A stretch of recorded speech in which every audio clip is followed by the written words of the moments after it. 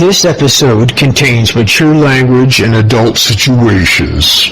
Listener discretion is advised.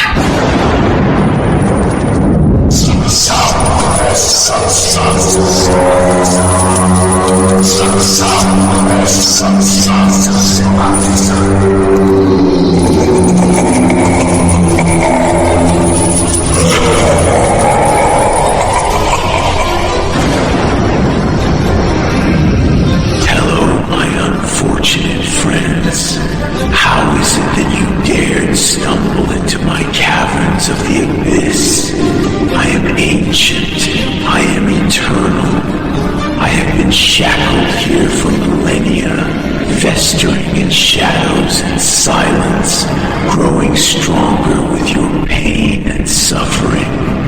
It was the poison of your darkest thoughts that summoned you to me.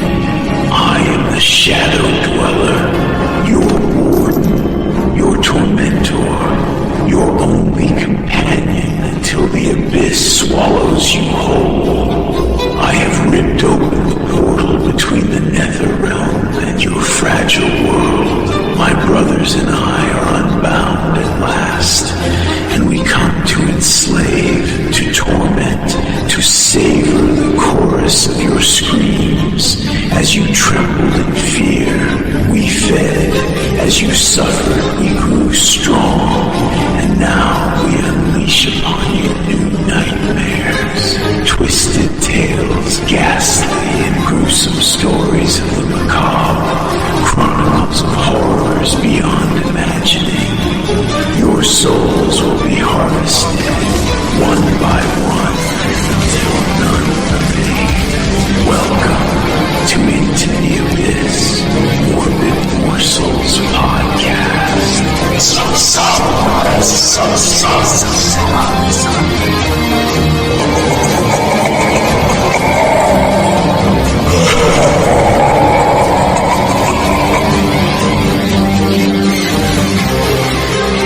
This Morbid Morsal. Hello, my friends. I trust your suffering and screams have kept you company here in the caverns of the abyss. Into the Abyss Morbid Morsals podcast is celebrating 3 years of the show since the beginning. So, my tortured souls, as a reward for your die-hard listeners, this is a double creature feature episode. 2 tales of terror. One about a couple on a camping trip in the woods in Northern California. But something old, unseen, and very large doesn't want them there. The second terrifying tale is about an ominous winged harbinger with red, glowing eyes, showing up right before an accident or catastrophe in the surrounding towns and cities. This Morbid Morsal is called Something in the Shadows.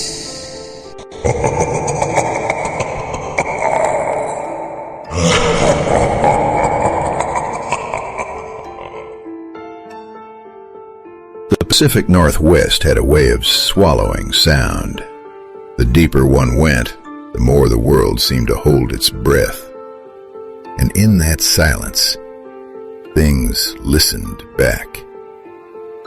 This was the story of a couple who went camping in the northernmost forests of California, a place where the trees grew impossibly tall, and something else grew hungry. The names were Evan, Marissa, and their dog Scout, and this was the last known account of them. They arrived just before dusk, the sky bruised purple behind the redwoods. Evan stepped out of the truck first, stretching his back with a groan. Man, Smell that. Nothing like it, Evan said. Marissa laughed as she opened the passenger door. It smells like dirt and wet bark. You're acting like it's perfume, she said. Scout, their shepherd mix, bounded out after her, nose already buried in the ferns. The campsite was remote, intentionally so. Evan wanted quiet. Marissa wanted stars. Scout wanted squirrels. They got all three. They set up camp, the tent snapping open, the fire pit crackling to life. The forest around them whispered with wind and distant birds, but beneath that, something else moved. Slow, heavy, a rhythm too deliberate to be an animal scurrying. They didn't notice it yet. By the time the fire was glowing orange, the forest had gone still. Too still. Evan poked at the flames. "You hear that?" he asked. "Hear what?" Marissa answered. He listened again. Nothing. No insects, no owls. Just the faint rustle of branches far above them. "It's like the woods are waiting," Evan said. "You're being dramatic," Marissa replied. But Scout wasn't so easily convinced. The dog stood rigid, staring into the dark tree line, tail low, ears pinned. "Scout? Hey, buddy, what's wrong?" Marissa asked. A low growl vibrated in his throat. Then, a sound. A deep, resonant thump from somewhere in the forest, like a massive footfall. Evan froze. "Did you hear that?" "Probably a deer," Marissa said. "Deer don't sound like they weigh 500 pounds, Evan muttered.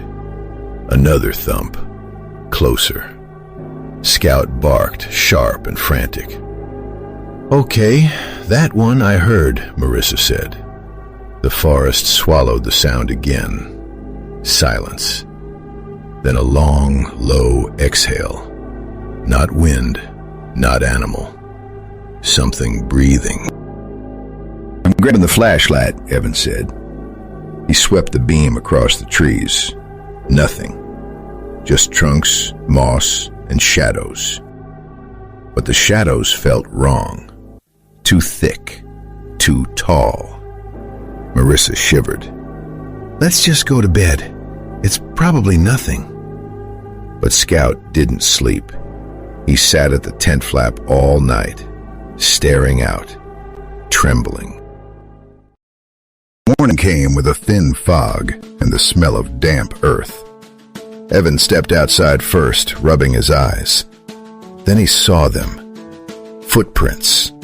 Huge, deep, pressed into the soil like the ground itself had recoiled. "Marissa, come look at this," he said. She stumbled out, hair messy, still half asleep. "What? Oh my God!" Each print was nearly twice the size of Evan's boot. 5 toes, human-shaped, but impossibly large. "Is this a joke? Did you do this?" Marissa asked. "How would I even fake that?" Evan replied. The prints circled their campsite, came right up to the tent, stopped inches from where their heads had been sleeping. "Let's pack up. Seriously, let's just go," Marissa said, her voice trembling. "No. Someone's messing with us, that's all," Evan insisted. But he didn't believe that. Not really. Scout sniffed the prints, then whimpered and backed away. They tried to enjoy the day, tried to hike, tried to pretend the forest wasn't watching them. But it was. Every step they took, something moved parallel to them. Branches swayed. Heavy breaths echoed between the trees. At one point, Marissa stopped. "Evan, I think it's following us," she said. He didn't answer. He didn't need to, because then they heard it. A low, guttural rumble. Not quite a growl. not quite a voice. Scout barked wildly and tore off into the trees. "Scout! No! Scout!" Marissa screamed. They chased after him, branches whipping their faces, the forest closing in. Then, a yelp, sharp, cut off too quickly. "Scout! Scout, come back!" Marissa cried. Silence. Then the forest exhaled again. Slow. Satisfied. They searched for hours, calling his name, whistling, begging, but the woods gave nothing back. As the sun dipped behind the trees, Evan stopped. "We need to head back. It's getting dark." "I'm not leaving him out here," Marissa shouted. "We'll look again in the morning," Evan said. But they both knew the truth. Scout wasn't coming back. Night fell heavy and suffocating. They sat by the fire, neither speaking. Then, a sound. A wet, dragging shuffle. Something moving just beyond the firelight. Marissa clutched Evan's arm. "Evan, do you see that?" Two shapes appeared between the trees. Not eyes, not exactly. Reflections, like light bouncing off something moist. "Stay behind me," Evan whispered. The shapes blinked, slow, deliberate. Then a hand, massive, fur-covered, fingers long and thick, gripped a tree trunk. The wood groaned under its weight. "Oh God! Oh God!" Marissa gasped. The creature leaned forward, just enough for the firelight to catch its outline. Broad shoulders, a towering frame, hair matted and tangled, breath steaming in the cold air. They scrambled inside, zipping the flaps shut as if thin nylon could save them.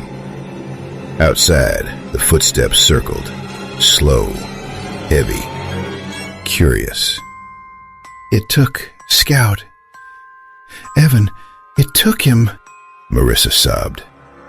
"Shh, don't let it hear us," Evan whispered. But it already had. A shadow fell across the tent.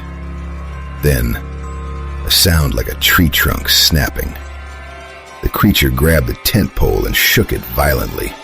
The whole structure buckled. "Stop, please!" Marissa screamed. The creature roared, a sound so deep it vibrated through the ground. "Run," Evan said, grabbing her hand. "When it tears the tent, run!" The fabric ripped. Cold air rushed in. A massive silhouette loomed over them. They ran blindly through the forest, branches clawing at their skin. The hand on the creature thundered after them, each step shaking the earth. Marissa tripped, falling hard. "Evan, help!" He turned back, but something moved between them. Fast, silent. A shape blotted out the moonlight. Marissa screamed once, then nothing. "Marissa?" Evan whispered. The forest answered with a low, satisfied rumble. Evan ran. He didn't look back. But the creature didn't need him to. It was already there. A final scream tore through the trees. Then silence. 2 days later, hikers found the campsite. The tent shredded, the fire pit overturned, gear scattered like leaves in a storm. No sign of Evan. No sign of Marissa. No sign of Scout. Just footprints. Huge. Deep. Circling the ruins of the camp. And on a nearby tree, claw marks. 3 long gouges, each the width of a man's hand. The forest had a way of swallowing sound, and sometimes It swallowed people, too. After it faded into the trees, the forest fell into a silence so complete it felt unnatural. No wind, no insects, no rustling leaves. Just the towering redwoods standing like ancient witnesses. Hours passed. The moon drifted behind clouds, and the forests. But the story didn't end there, because the forest remembered, and it left signs. 2 days later, a search party arrived. Rangers, volunteers, and a sheriff's deputy named Harlan Briggs, a man who'd seen enough strange things in the woods to know when something wasn't right. They found the campsite first. Harlan crouched beside the shredded tent, running a hand over the torn fabric. "This wasn't a bear, not even close," he said. A ranger named Lydia stepped beside him. "You think it's a person?" she asked. "If it is, they're the biggest damn person I've ever seen," Harlan replied. He pointed at the ground. Footprints. Huge, deep, pressed into the soil like the earth itself had tried to hold on to whatever made them. Lydia swallowed hard. "We should call this in." "We will," Harlan said. "But first, we follow the tracks." Followed them slowly, hand resting on his holster. Whatever made these, it wasn't running, it was walking. Calm, like it knew nothing could touch it. Lydia shivered. "Do you hear that?" Harlan listened. Nothing. "Yeah," he said. "That's the problem." The deeper they went, the more the forest felt wrong, like the trees were leaning in, listening, waiting. Then they found the first sign, a scrap of fabric caught on a branch. Marissa's jacket. Lydia picked it up with trembling fingers. "They were here." "Keep moving," Harlan said. The tracks led them to a clearing, a wide circle of flattened grass and disturbed soil. Harlan stopped dead. This is where it happened." Lydia scanned the ground. "Where's the dog? Where are the bodies?" "Something took them, dragged them. Look," Harlan said. He pointed to the far side of the clearing. The grass was bent in a long trail leading deeper into the woods. Not footprints, drag marks, wide, heavy. "We're not following that," Lydia said, her voice cracking. "We have to," Harlan replied. "Harlan, whatever did this, it's still out here," she whispered. "I know," he said. They followed the drag marks until they reached a fallen redwood. Its trunk split open like something massive had slammed into it. Harlan crouched beside the bark. Claw marks. Deep ones. Lydia backed away. "We need to go. Now." Harlan stood slowly. "Yeah, we're done here." They turned back toward the trail. But a sound. A low, resonant exhale. Not wind. Not animal. A breath. Lydia froze. "Harlan, tell me that was you." "No," he said. "It wasn't." The tree branches swayed though no wind blew. Something massive moved just out of sight. "Don't run," Harlan whispered. Just a step, then another. The breathing grew louder, closer. A shadow passed between the trees, tall, broad, impossibly wide. "It's watching us," Lydia said, trembling. "Keep moving," Harlan answered. They reached the trailhead at a near sprint, bursting into the open parking area like they'd broken the surface of deep water. Lydia collapsed against the hood of the truck, gasping. What was that? Something that doesn't want to be found, Harlan said. He looked back at the tree line. The forest stood still, silent. But he felt it. Eyes. Watching. Waiting. The official report listed Evan and Marissa as missing persons. Scout was listed as lost.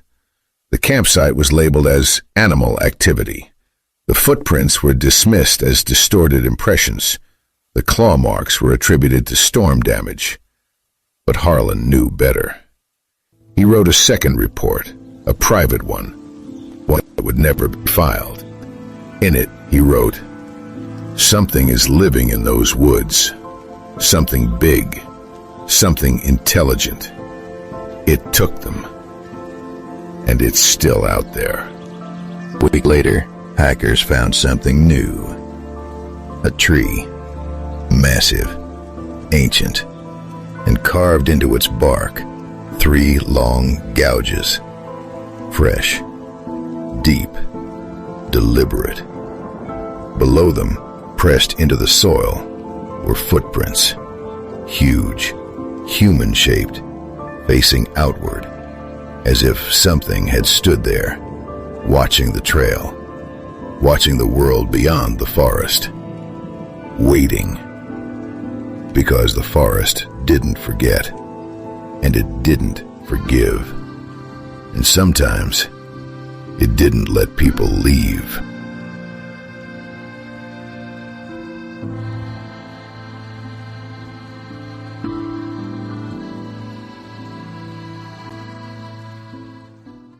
And now, for the second terrifying tale in this creature double feature.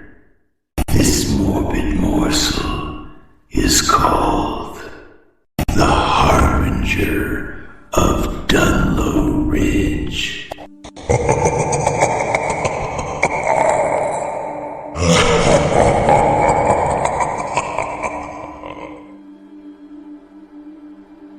Some towns die slowly.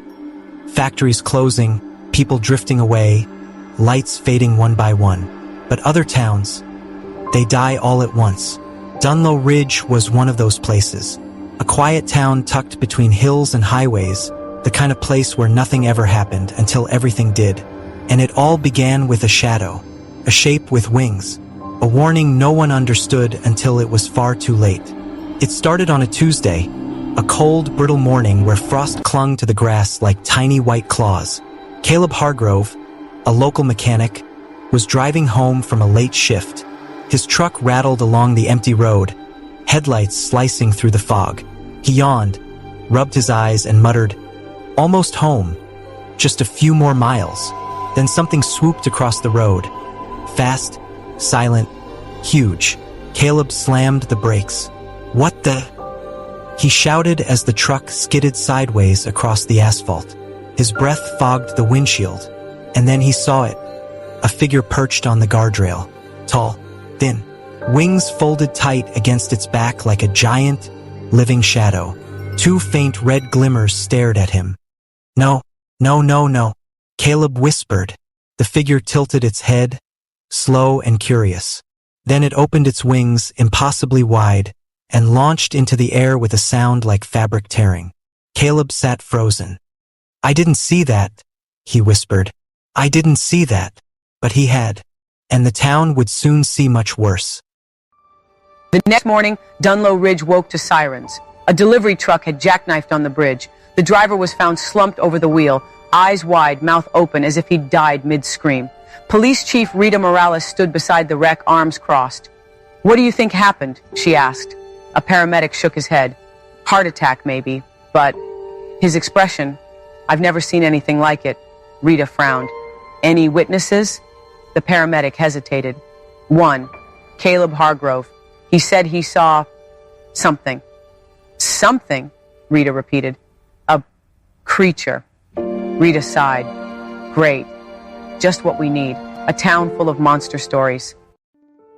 That night, the town held its breath. People locked their doors. Dogs barked at nothing. And above it all, something circled, a shadow gliding silently over rooftops, watching, waiting. At 11:42 p.m., the power plant flickered. Lights dimmed, then surged. Inside, Tommy, a night engineer, stared at the control panel. "What the hell?" he murmured. A loud metallic clang echoed through the building. Tommy jumped. "Hello? Anyone in here?" He followed the sound, flashlight trembling in his hand. The beam caught a shadow on the far wall. Tall, winged, still. No, that's not real," Tommy whispered. The shadow moved. Tommy screamed. The lights went out. By morning, Dunlow Ridge was in chaos. The power plant was offline. Tommy was missing. People whispered about a creature with wings.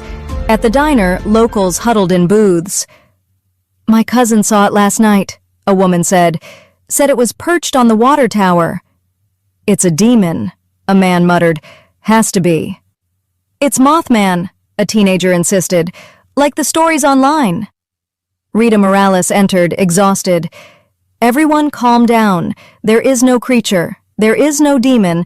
And there is no Mothman." But even she didn't believe her own words. She'd seen the security footage. A flicker of wings, a tall silhouette, eyes glowing faintly in the dark. She deleted the footage before anyone else could see it. Over the next week, the accidents multiplied. A school bus rolled into a ditch. The driver swore something flew at the windshield. A construction crane collapsed. The operator claimed he saw a winged shadow before the cable snapped. A commuter train emergency stopped when the conductor saw a figure standing on the tracks, then vanish. Every incident had one thing in common. Someone saw the creature first, and then something terrible happened. Rita finally tracked down Caleb. She found him in his garage, hands shaking as he tried to work. "Caleb," she said, "I need you to tell me exactly what you saw." "I already told you," Caleb replied. "It was tall, black, wings like a giant bat, eyes glowing." "Did it attack you?" Rita asked. "No, it just watched me, like it was waiting for something." Rita leaned closer. "Caleb, since you saw it, has anything strange happened to you?" Caleb swallowed hard. "My truck died yesterday, my dog ran off, and last night I heard something tapping on my window." "Did you look?" Rita asked. "No," Caleb whispered. "I didn't want to see it again." 4 miles away in Redwood Bay, things were getting worse. Traffic lights malfunctioned. Elevators stalled. A ferry lost power mid-crossing. Witnesses reported the same thing. A winged figure. A shadow overhead. A presence that made their skin crawl. News stations picked up the story. Social media exploded. But no one captured the creature clearly. It was always just out of frame. On the last night Dunlow Ridge would ever be whole, the air felt wrong, heavy, charged. Rita sat in her patrol car, watching the dark hills. Her radio crackled. "Chief Morales, multiple reports of something flying over Main Street." "I'm on my way," she said. She sped toward town and slammed the brakes at the first intersection. There it was, tall, black, wings half unfurled, eyes glowing like embers. "Oh, God," Rita whispered. The creature turned its head toward her, slow and deliberate. Then it rose into the air and vanished. "This town is done," Rita breathed. Miles away, Derek Lawson was driving home from a late shift. His phone buzzed with emergency alerts. "What the hell is going on tonight?" he muttered. Then something landed on the road in front of him. Derek screamed and swerved, skidding to a stop. His hands shook as he grabbed his phone. Okay, I'm calling for help." But the signal flickered. Bars vanished, returned, vanished again. He stepped out of the car. "Hello? Is someone out there?"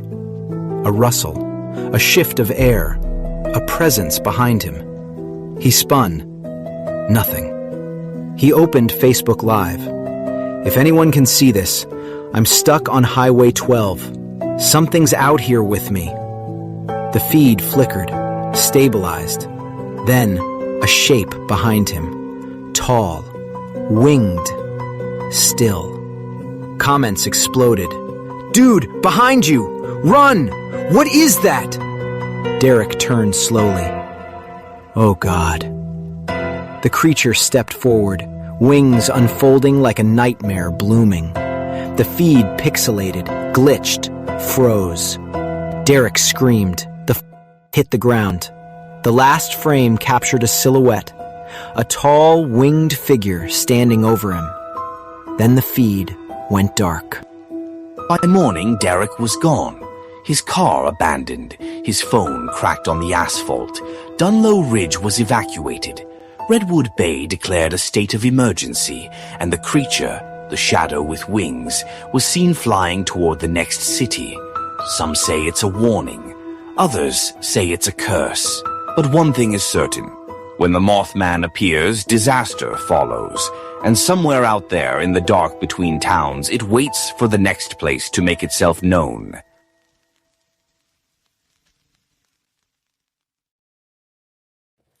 Three years. I can't believe it's been 3 years already. 3 years of wandering deeper into the dark with all of you. 3 years of stories whispered from the edge of the abyss, and somehow you're still here.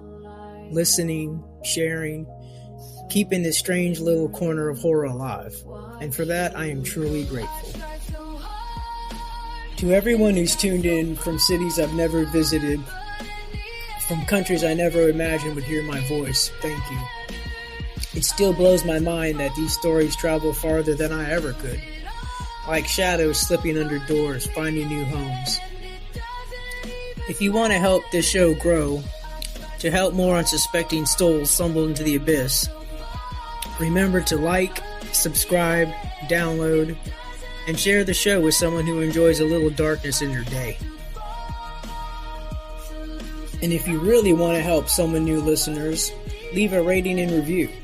Spotify, Apple, wherever you listen. These reviews are like lanterns in the dark. They help people find their way to the show. You can follow the show's trail across the digital wasteland. Instagram, Facebook, YouTube, Threads, X, TikTok. I'm out there lurking, posting, connecting. Oh, and I've got some dope stickers now. They're free. If you want one, just DM me or send a message to thedarkshogun@msn.com. I'll make sure it finds its way to you. It's a good way to represent the show. Tell me what kind of stories you want to hear next.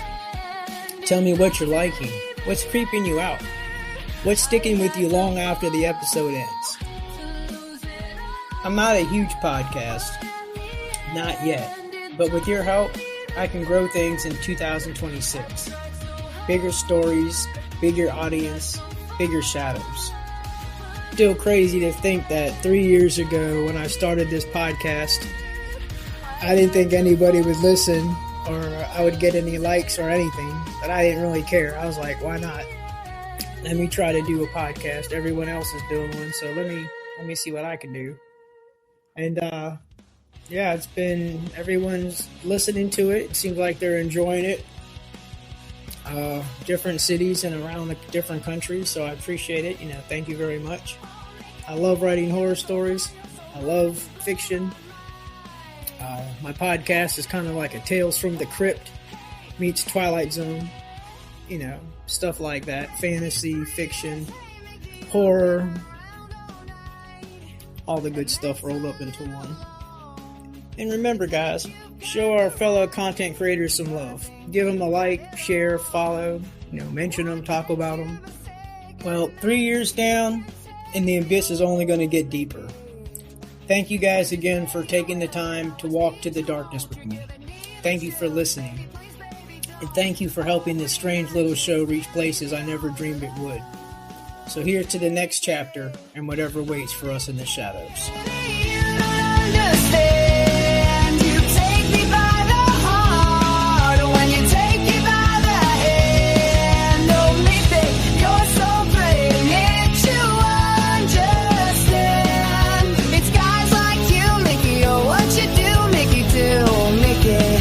Break my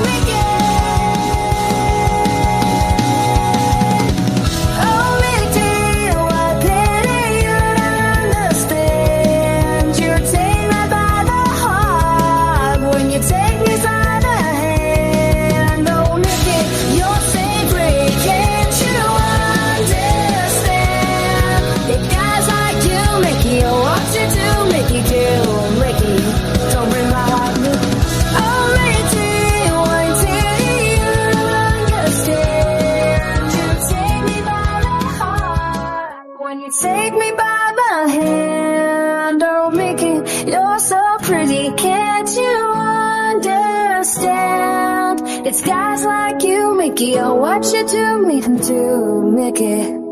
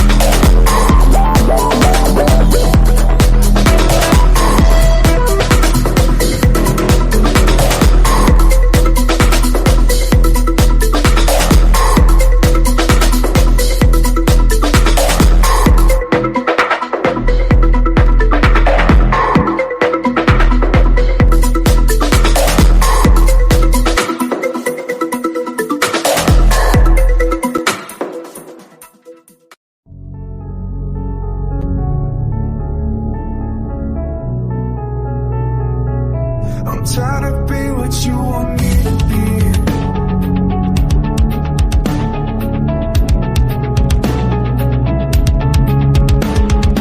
Feeling so faithless, lost under the surface. Don't know what you're expecting of me. Put under the pressure of walking in your shoes. Every step that I take is another mistake till you. Caught in the undertow, just caught in the undertow. I've become so numb, I can't feel you there. Become so tired, so much more aware. I'm becoming this. All I want to do is be more like me and be less like you. Can't you see that you're smothering me? Holding too tightly, afraid to lose control. 'Cause everything that you thought it would be is falling apart right in front of you. Every step that I take is another mistake to you. Caught in the undertow, just caught in the undertow. And every second I waste is more than I can take. I've become so numb, I can't feel you there. Become so tired, so much more aware. I'm becoming this. All I want to do is be more like me and be less like you. I know I may end up failing too, but I know you were just like me, with someone disappointed in you. I've become so numb, I can't